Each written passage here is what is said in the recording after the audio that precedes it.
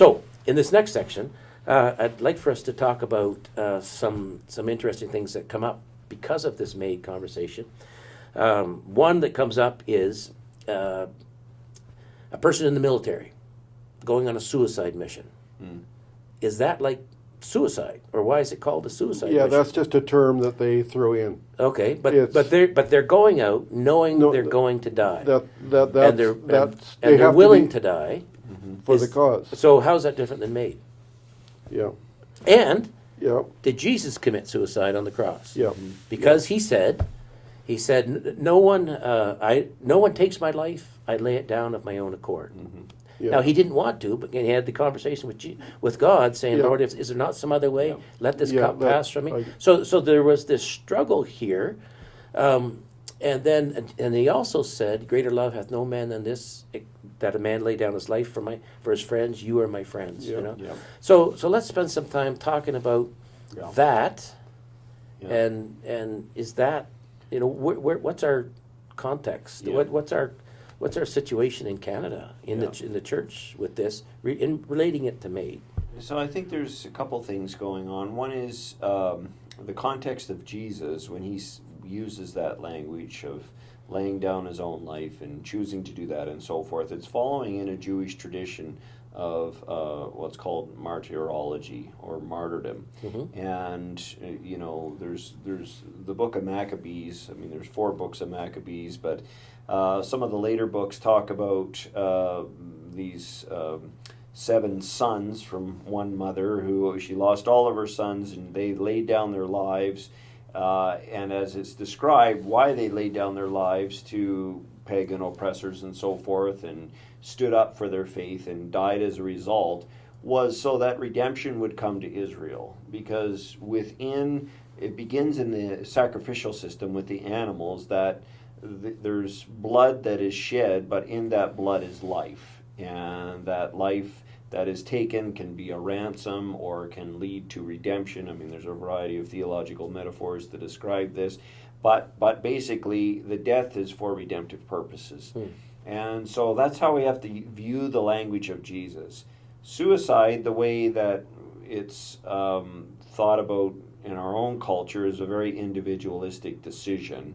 Sometimes, suicide notes will say, I wanted to relieve you of the suffering or the pain that I've caused you. Others might say, my life was just too much. And this is documented when it comes to youth suicide, that they can't see their life getting any better because they just haven't lived enough life yet to know that life is cyclical and there's ups and downs. So youth suicides are very prevalent because their brains haven't developed and they don't see that that things are actually going to get better. This is a phase that they're in, and so they'll take their own life. So that could be more for their own benefit that they would choose that. But both of those cases are very different. Those actions aren't entered into from a theological perspective in the way that Jesus is, where now the animal sacrifice is described in Leviticus, and then it moves into the sphere of human suffering in Isaiah, and then in the Maccabean period where there's this consistent theme of suffering and death that leads to redemption. And that's how we have to view Jesus. Jesus isn't taking his own life for his own benefit. And in fact, he says at Gethsemane, not my will, but your will. His will was crossed. No, thank you. I want to live. Presumably, he loved his life and didn't want to die this horrific, but he chose to do it for the sake of the redemption for many, and that's his own words. So I think that's an important distinction to make between modern understandings of suicide and trying to read that back into Jesus is not commensurate with a Jewish theological tradition. Okay, so you're talking of intent. Yeah, and effect. Intent and effect. Okay. Yeah. All right. You see, Jesus' death is unique, as I see it. They're surprised he's dead when they go to take all these criminals off the crosses. Yeah. Jesus has died already. What? That is not a death of pain. That's a death of taking all the sins of the world upon yourself. That's a death experience. That's also a saving experience. So the whole theology, and Paul says we preach Christ crucified. That's probably the most negative thing you could ever say in the Roman Empire. And yet he turns it into a positive. Yeah. Paul sees it as a redemption act for the salvation of humanity. It's more than martyrdom, which is just for a good cause, and you can wear a T-shirt, looks like Che Guevara on it. You don't do that with Jesus. Say he was a great martyr. Look at the silhouette picture I have of him. That misses the point altogether. So I think Jesus' death is a different category completely. Okay. Well, what about then if someone says, if intent is, and that's what we're talking about, right? Jesus' intent was to take all the sin of the world on himself and die. Okay, and what about someone who might say, I don't know, something like, it would just be better for the whole world if I wasn't here, right? That's what some people say. Yeah. Or I was reading an article, or I saw a video on someone who was going to take part in MAiD because they were homeless. They said, I can't live like this. It's just better if I just go. Where does intent play there, and how what does that look like in our culture, Rob and Dave? What does that look like in terms of? I guess my question in all of this is we live in a country that this is really happening a lot. Is there a response the church should be making? Huge. Okay. Just in my ideal world, if someone says I'm homeless, that's the fault of the church. Where's the church? That's a pretty big statement to say It's it's the fault of the huge. church. It's huge. But there are people here in Calgary, there's people in Sylvan Lake, there's people in Red Deer. We have social programs that have stopped people from committing suicide, but we can't reach them all. We just can't do it. Right. Because the problem is bigger than the church.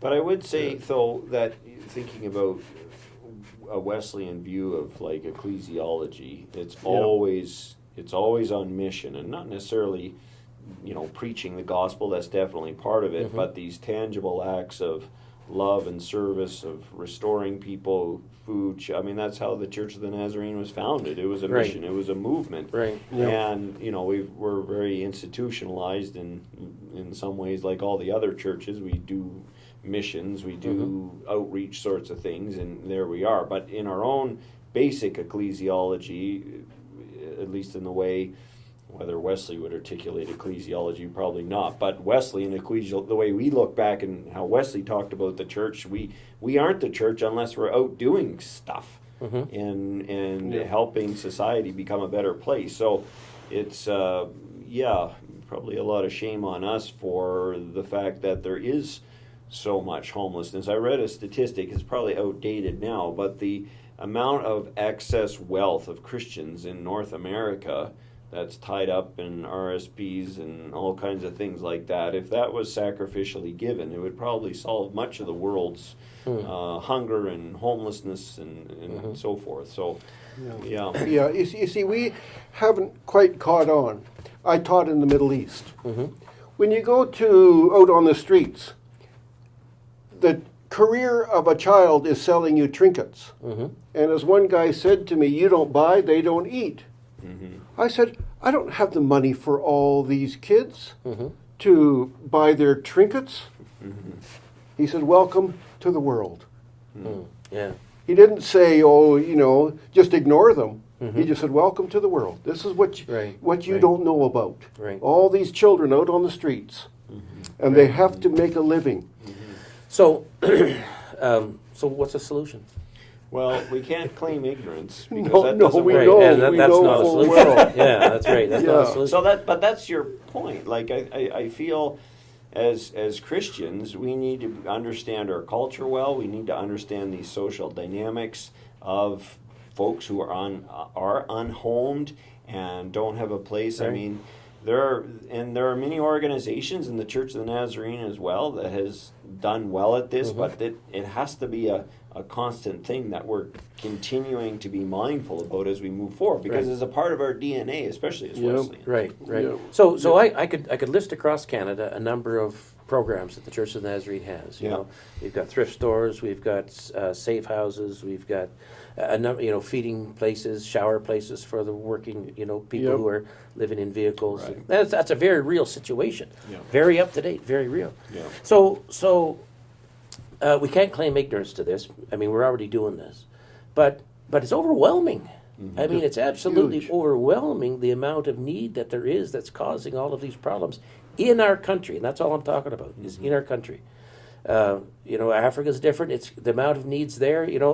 All around the world, the needs are. So the overwhelmingness of it doesn't excuse us for doing nothing. Yeah. So at the very least, we should do something as individuals. That the body of Christ is made up of individuals. Yeah.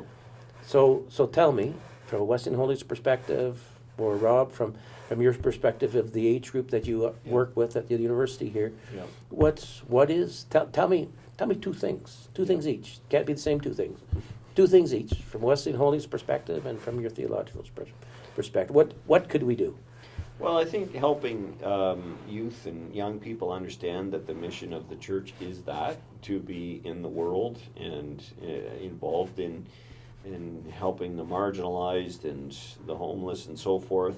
I think, again, it goes back to the earlier point that I said, if the church is not talking about these things, not helping understand what ecclesiology means and how this is what it means to be a part of the church, we're failing these youth to see that this is what the body of Christ looks like. This is what it means to be a Christian. So information, having room for conversation around it, but then practical opportunities to engage in this. And there have been groups even from Ambrose here that have gone out and done street ministry, whether it's giving out sandwiches, youth groups do these sorts of things. And so lots of people do this, but just continuing to stay at this idea of practical ministry. Right. Okay. I'll say it as a negative, then I'll turn it into a positive. Okay. We need to get out of the power structures of the world as a church. We need to show some humility. That's the positive thing about the church, and that we care about people regardless of their political stance. Okay. We need to get into that ministry rather than the political ministry. It's destroying the church. That's pretty important to me. And we need to preach as a result of that reconciliation. Paul even says the message is reconciliation, not splitting churches, reconciling. Yeah. Major, that's the power structure that the church has grown into, and we need to get out of that ministry. Do humility, working with people, caring for people regardless of their mentality, regardless of their politics. Just stop that whole game. It's a game, and we're losing that game. I think the church, in order to bring its integrity back into focus, is simply to be a caring community, and you can do that regardless of the structure of the church. Every church has a different structure. That's just an irrelevant, that's a game we play, institutionalism. Now, you have to have structure to keep the ministry going. But if we just stop and think about people and the integrity of what we're doing, I think you'll see the church grow. People will start paying attention to us. Oh, okay. That's good. That's a good question. That's my sermon. That's your sermon. well, I want to touch on that sermon a little bit. Should we not be doing this even if the church doesn't grow? Yeah. But I think it's inevitable that it will grow. Yeah. So one of my favorite books is written by an atheist on the mission of the church. He said, I'm a secular humanist. He's a famous European philosopher. I'm a secular humanist. We have failed the world. When will the church step up to the point and be like Jesus? We need Jesus back into this world. Mm-hmm. Only the church can bring Jesus back in. Can you imagine an atheist saying that? Well, yeah, I can. And because they recognize, if they pay attention, that their whole secular agenda has brought chaos Right. to the world. Interesting. I was traveling a little while ago.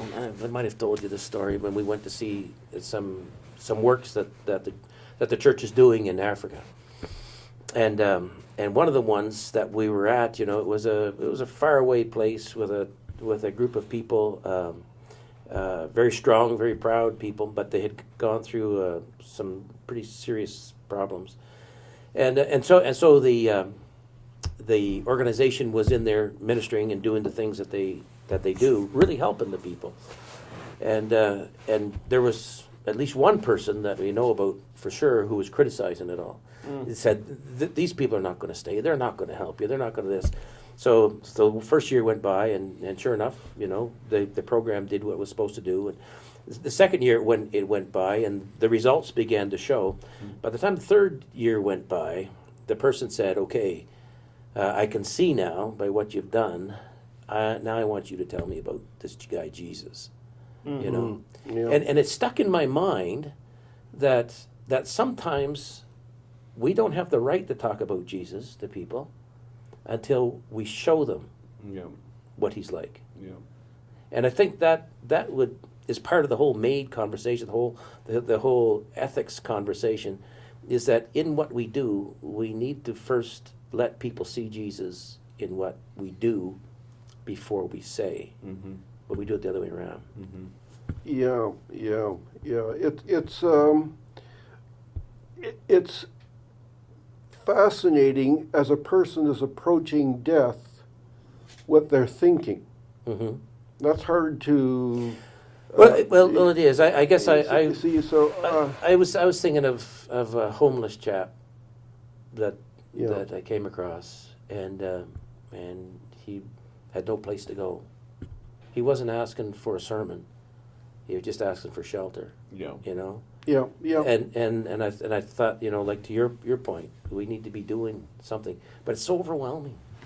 Yeah. But even if we do one thing, Yeah. just one thing. Yeah. Yeah. See, I'd like to bring my son back to Canada if he'd come, but he can't get a job in any university in Canada. Oh yeah. But his whole point of his research is, if it wasn't for Christianity, this world would be an apocalyptic scene of violence, and it's Christianity that's protecting this world. A post-apocalyptic scene. Yeah, Yeah. just he would he's that's his argument. Yeah. But he developed in 3 different secular universities in England his views. So he did it sort of with first-hand knowledge of how they think. I think, And it just didn't destroy his faith. Yeah. Strengthened him. I think the other piece too, when you look back on the history of the church, I mean, Christians have developed the university, the hospital, all of these things. Exactly. But it's sometimes started very small, and you know, Christians paid a price too for the ways that they've helped, but they just saw a need before them, and Right. like to your point, met it Right. in the best way that they could. Yeah. I just get excited about education. Right. Right. In England, you define yourself as a Christian Yeah. or a secular university. Manchester is a secular university by definition.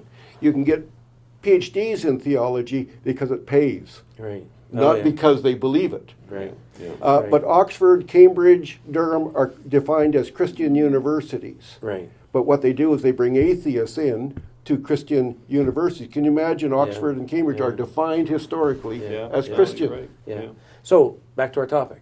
Yeah. All right. Let me summarize a little bit from what I hear you say, and you tell me if I've got it right or wrong.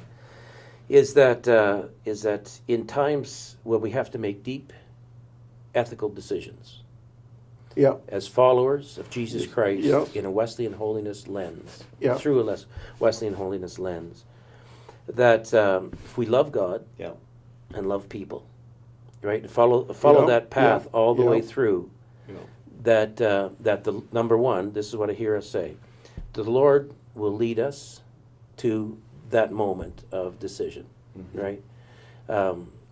Whether it's for ourselves, whether it's to be with someone, or or perhaps the Lord will lead us through, if of the question of the real need here is housing. Okay, I can help Right. that, or food. Yeah. Okay, I can help Yeah. that.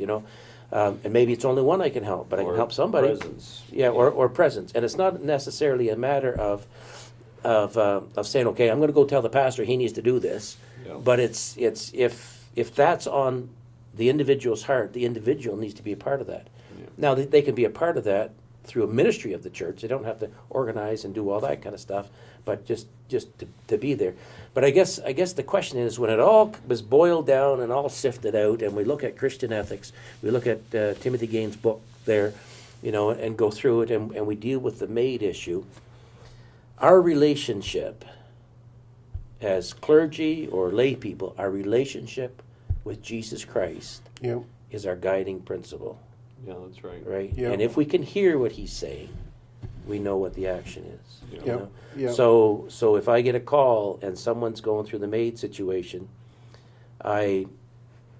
and the Lord's laying that on my heart, and I sit there and I can talk to the person, and maybe they've already gone through all the steps, but I can still manifest the presence of the kingdom of God Sure. through my life there as I pray for them in this journey. Yeah, yeah, And yeah. and Yeah. maybe they would say, what does come next? Maybe that's an opportunity there Yeah.